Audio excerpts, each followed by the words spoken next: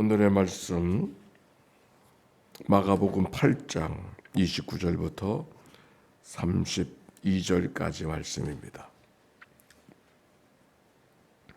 또 물으시되 너희는 나를 누구라 하느냐? 베드로가 대답하여 이르되 주는 그리스도시니이다 하매 이에 자기의 일을 아무에게도 말하지 말라 경고하시고 인자가 많은 고난을 받고 장로들과 대제사장들과 서기관들에게 버림받아 죽임을 당하고 사흘 만에 살아나야 할 것을 비로소 그들에게 가르치시되 드러내놓고 이 말씀을 하시니 베드로가 예수를 붙들고 항변하매. 아멘. 이는 생명의 말씀입니다. 우리 옆 사람하고 인사하십시다. 사랑하고 축복합니다.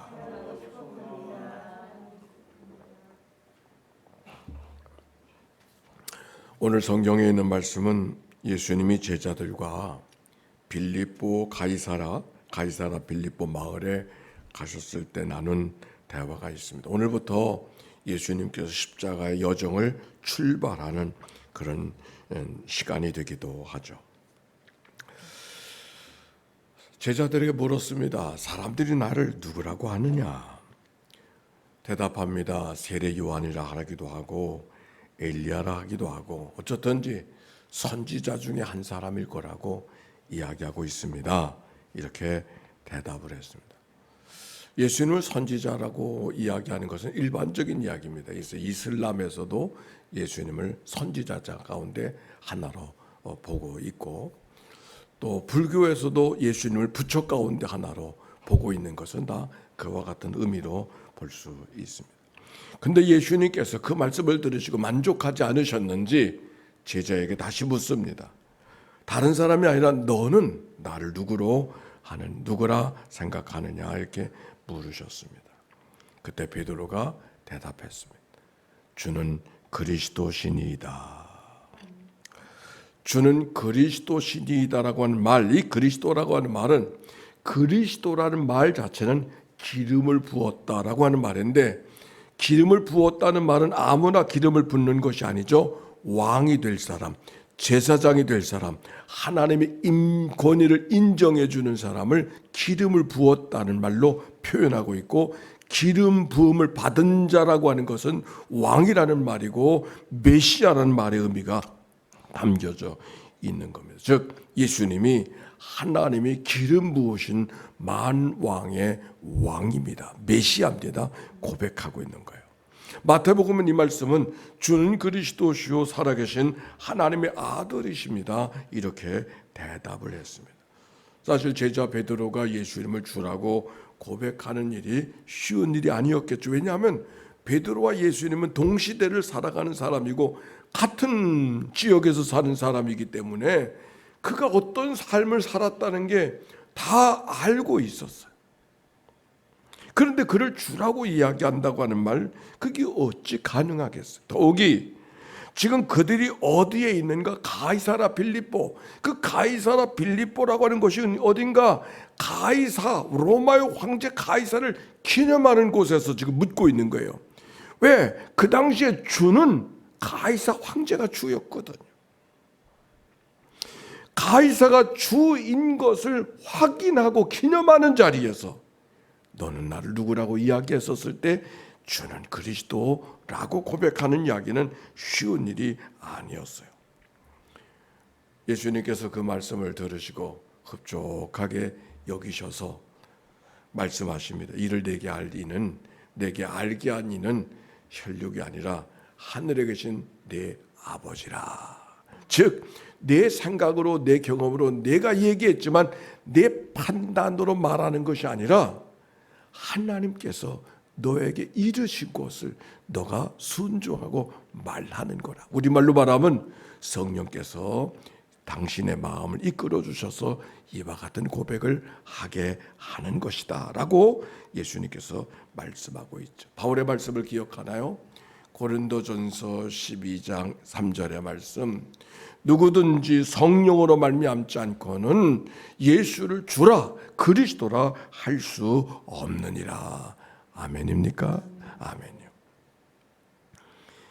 그런데 이어진 말씀이 보니까 그 말을 단순하게 이야기하지 말라고 이야기하시고 31절에 보니까 인자가 고난을 받고 장로들과 제사장들과 서기관들에게 버림받아 죽임을 당하고 사흘 만에 살아나야 할 것을 비로소 그들에게 가르치시되, 이거를 순환, 예수님의 고난을 고지하는 첫 번째, 3번 순환 고지를 하시는데, 그래서 제자들로 하여금 십자가에 죽으실 예수님을 준비하게 하는 내용들이 성경에 있는데, 이게 첫 번째, 그래서 첫 번째 순환 고지라고 말합니다.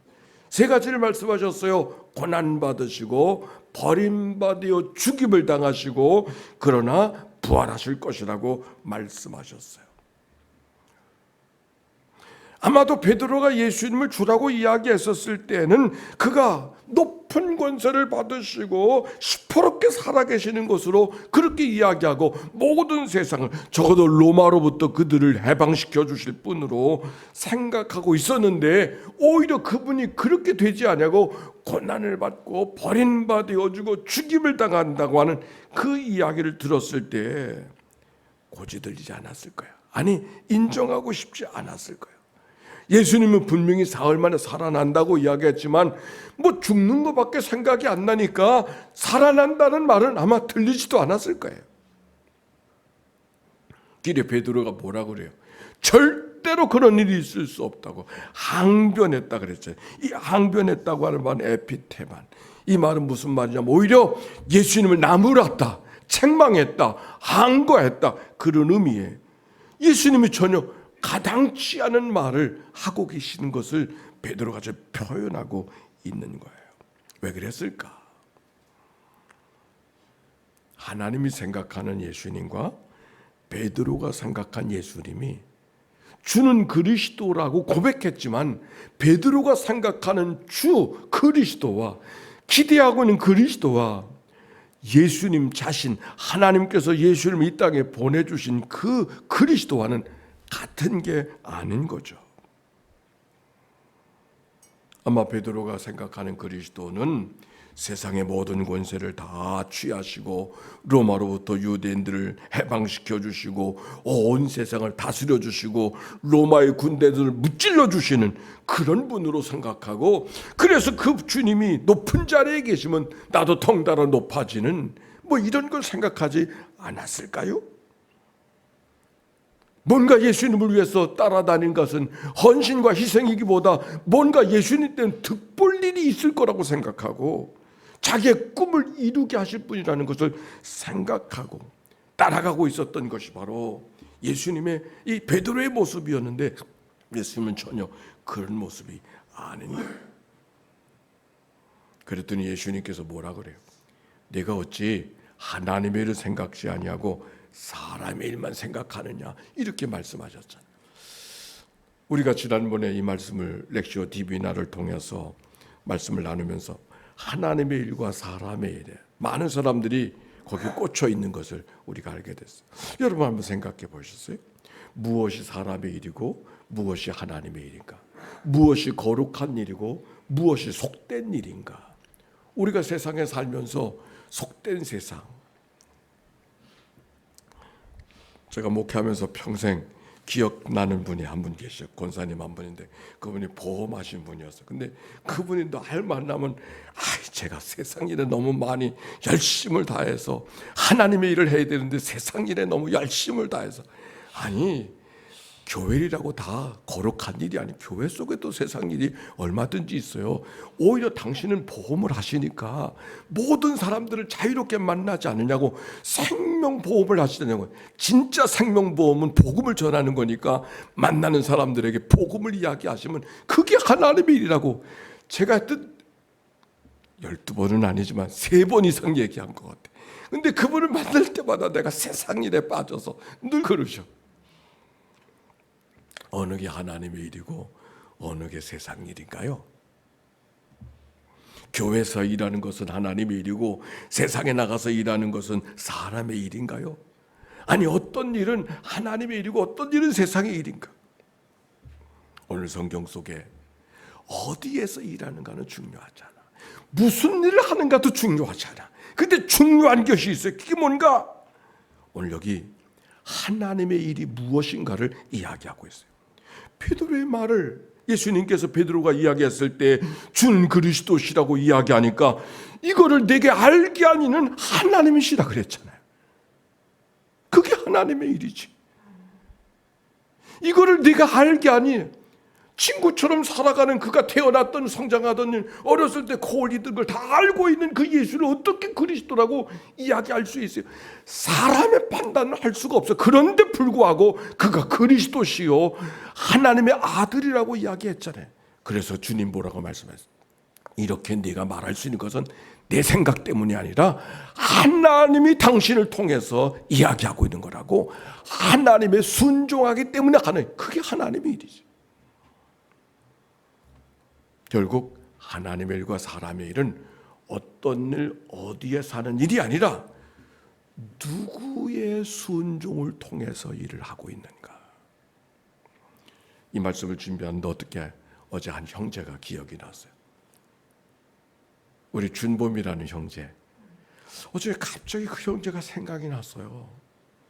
그래서 어제는 다른 약속이 없었어. 그래서 내가 이 형제와 더불어 뽀젓이 식당에 가서 내가 식사를 한번 해야 되겠다. 이런 마음을 들고 그 준범 형제를 찾으러 갔어요. 제가 이상하게 그런 마음이 들었어. 근데 찾으러 가니까 있는 자리에 어디 있는가 두리번 왔다 갔다 하면 찾으니까 어디 있었어요. 근데 자고 있더라고. 근데 이불을 덮고 자고 있어서 깨우기도 그렇고. 그래서 결국 식사를 못하고 나 혼자만 시간을 갖고 있다가 돌아올 때도 자더라고. 그래서 그냥 왔어요. 근데 어제 저녁에 5시쯤 준범 형제가 나타난 거예요. 한 번도 그런 적이 없었어요. 그 형제가 나한테 온 적이 없었어요. 그 깜짝 놀라가지고 내가 얘기했죠. 내가 오늘 특별히 형제의 마음이 생각이 나서 내가 형제를 만나려고 갔었는데 그 정식적 그냥 간단하게 만나는 것이 아니라 같이 밥을 먹으려고 그랬는데 우정 찾았는데 자고 있어서 내가 못 만났다. 근데 어찌 당신 여기 왔냐? 그가 이렇게 말했어요. 이상하게 제 마음속에 목사님한테 가고 싶은 마음이 들어서 왔다고. 그리고 제가 내일 모레 이 추석 때 드디어 내일을 여는 집에 안내를 받아서 고시원으로 들어가게 돼서 마지막 인사를 드리려고 제가 왔다고 이야기했어요. 그 형제가 예수 믿느냐고 하나님 믿느냐고 그랬어요. 자기가 예전에는 교회 다니지 않았지만 하나님을 믿습니다. 그래서 제가 그랬어요. 당신이 여기 온 거는 당신 생각이 아니라 하나님이 당신의 마음을 이끌으셔서 인도해 주셨고, 용기라고 하는 것은 두려움이 없는 것이 아니라 두려움 속에서도 한 걸음을 나가는 게 용기다. 그 용기를 주신 분이 하나님이시니까 오늘 결정하고 가고자 했던 길에 멈추지 말고 꼭 가서 성공하시라고. 그 길을 뒷걸음질하지 말라고 그렇게 제가 이야기를 하고 기도하고 헤어졌어요. 그런 게 하나님의 일이 아닌가요? 우리가 늘 어떤 게 하나님의 일일까? 어떤 게 사람의 일? 그것은 어디에서 일하는가? 무슨 일인가? 그건 중요하지 않아. 내가 주도하는 일인가? 하나님이 이끌어 가시는 일인가? 어느 곳에 순종하고 있는가?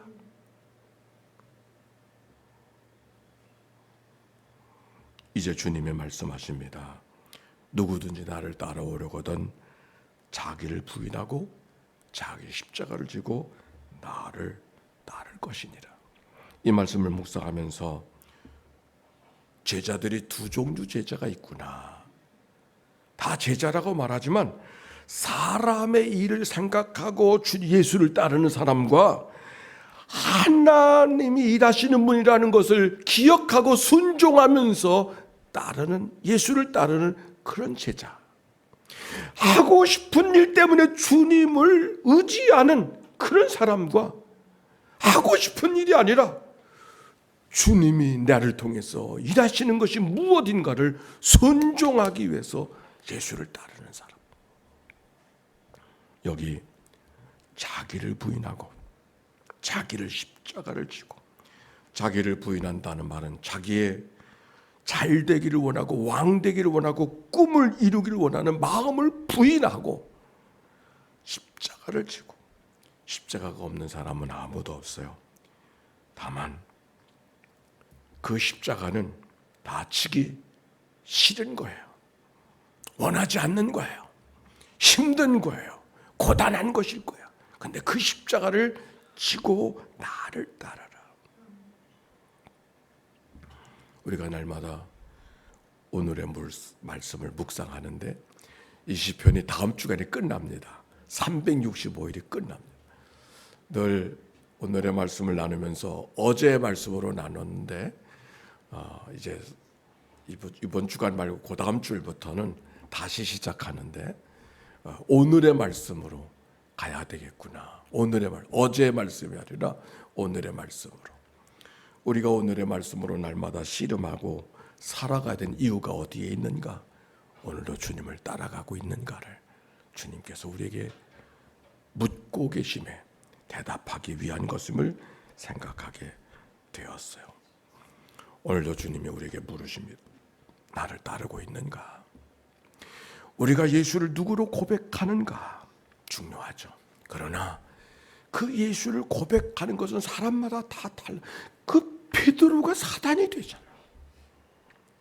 베드로가 사단이 된 건 아니야. 베드로가 자기가 생각하는 꿈을 따라가고 있을 때 얼마든지 사단의 도구가 돼. 그러나 내 꿈을 따라가는 제자 베드로가 아니라 나를 통해서 하나님이 무엇을 하기를 원하시는가를 따라가는 사람이 됐을 때 그는 사단의 도구가 아니라 하나님의 도구, 주님이 원하시는 삶의 모습이 거기에 있는 것이 아닌가요? 요즘에 기독교의 역사를 좀 들여다보는 시간이 되어졌어요. 처음 300년의 기간은 참 고난의 기간이었습니다. 제국을 통치하기 위해서는 로마의 황제가 자기를 신의 아들로 이야기하고 충성하게 합니다. 그 속에서 예수를 믿는다는 것은 죽음 같은 일이었습니다. 그럼에도 복음은 로마의 전역에 퍼지게 되어졌고 또 밖에 로마의 황제마저도 예수를 믿는 사람이 되어진 것이죠. 그래서 이제 기독교를 공인하게 되어지고 드디어 주일을 공휴일로 만들어서 누구든지 예배할 수 있는, 이제는 기독교가 공격의 대상이 아니라 특혜의 대상이 됐어요. 기독교인이 되어주면 중용을 받고 오히려 모든 혜택을 누리는. 근데 문제는 그때부터 기독교는 타락하기 시작을 했어요. 킬케루가 그런 얘기를 했어요. 언제 기독교가 타락하기 시작했는가? 하루에 3,000명씩 예수 믿겠다고 들어올 때부터 기독교의 국교가 되어져서 기독교인이 아닌 사람을 오히려 핍박받던 기독교가 핍박을 하는 세상이 되어졌을 때 이미 기독교는 타락하기 시작했다고 이야기했어요. 저는 이 타락했다고 하는 말을 달리 이거는 교회가 부정한 곳이 되어졌다는 말이 아니라 뜨거운 가슴을 갖고 제자가 되고 사도가 되기를 원했던 교회가 사도성을 잊어버리고 교회에 안주하는 그런 교회로 바뀌어진 변화가 만들어졌다. 어찌 보면 더 뜨겁게 노력하지 않아도 되는 세상이 되어버렸기 때문에. 그런데 바로 그때 성 안토니우스란 사람이 있었습니다. 이 사람은 이집트의 한 장남으로 태어났어요. 먹고 사는 일 문제가 없어요. 그러나 그가 내가 온전한 사람이 되려거든 가서 내 재산을 팔아 가난한 사람들에게 주고 그리하면 하늘의 보물이 있을 것이라는 말씀이 그에게 들렸어요. 그리고 그 말씀을 순종하기 위해서 가진 재산을 다 팔아버리고 가난한 사람 나누어주고 자기는 홀로 사막에 들어갔어요. 누가 사막으로 들어가라고 한 것이 아니에요. 그냥 사막에 들어갔어. 하나님의 말씀 때문에. 사단이 그를 가만두지 않았어요. 여러 가지 이야기가 있어요. 그러나 그 여러 가지 어려움 속에서도 고난을 뚫고 13년을 견디고 살아나왔어요. 그리고 또 22년이 지나간 다음에 20년을 나일강의 한 요새에 올라가서 6개월 동안 먹을 빵을 들고 산에 올라가서 있다가 6개월 만에 먹고 또 내려와서 6개월 동안 빵을 들고 가서 먹는 그런 생활을 20년 동안 했어요. 아마 날씨가 습하지 않으니까 그게 가능했던 것 같아요. 그 사람들이 죽었을까 봐 걱정하면은 거기서 시편을 이렇게 부르면은 살아있구나. 그런 일화가 많이 있더라고요. 그러다가 기독교가 공인이 됐어요. 이제는 더 이상 그렇게 고난과 역경 속에 살지 않아도 되는 세상이 되어졌어요. 그런데 그는 다시 주섬주섬 자기에 있는 것들을 팔고 그리고 다시 사막의 수도원으로 돌아갔어요. 이제는 많은 사람들이 무서워서 도망가던 시대가 아니기 때문에 오히려 많은 사람이 그를 쫓아가는 거예요. 아다나시오스, 마카리오스, 셀라피온, 유명한 사람들. 무슨 이야기를 나누고 싶은가? 기독교가 오늘날에 이르기까지는 황제에 공인된 기독교가 있기 때문이 아니야.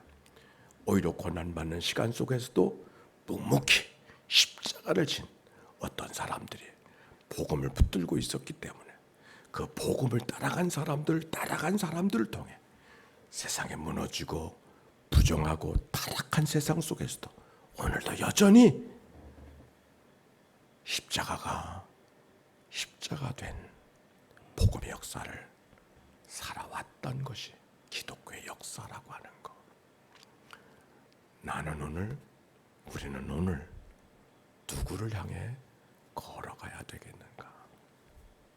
오늘 베드로의 이야기 속에서 진정 어떤 그리스도인, 어떤 제자가 되어야 될 것인가를 말씀하고 있습니다. 제자를 찾으시는 하나님 앞에 내가 제자입니다 고백하고 자기를 부인하고 십자가를 지고 걸어가는 믿음의 여정 되시길 주의 이름으로 축원합니다.